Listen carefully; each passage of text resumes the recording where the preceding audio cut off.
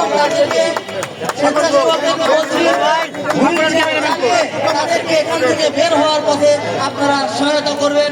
এটি একটি সুন্দর দৃশ্য যেটা বগুড়াবাসী দেখেছে, বাংলাদেশ দেখেছে, অনেকে অনুপ্রাণিত হবে। গাবতলী উপজেলাতে আরো 150টি এই হুইল চেয়ার বিতরণের জন্য রেডি আছে।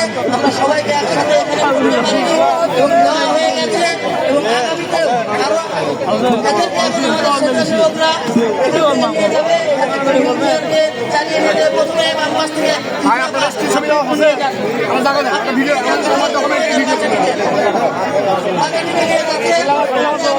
এরপরে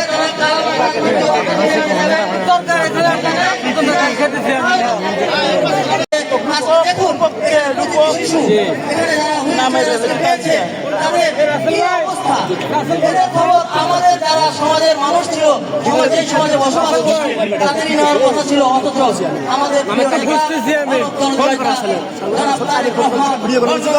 খবর নিয়েছেন, তাদের কাছে হুইল চেয়ার পৌঁছে দিয়েছেন।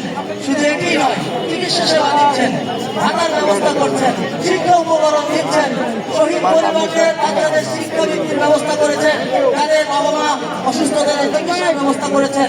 এই পর্যায়ে এই বাচ্চাদেরকে হুইল চেয়ার বুঝিয়ে দেবেন আজকের প্রধান অতিথি বহুল কমিটি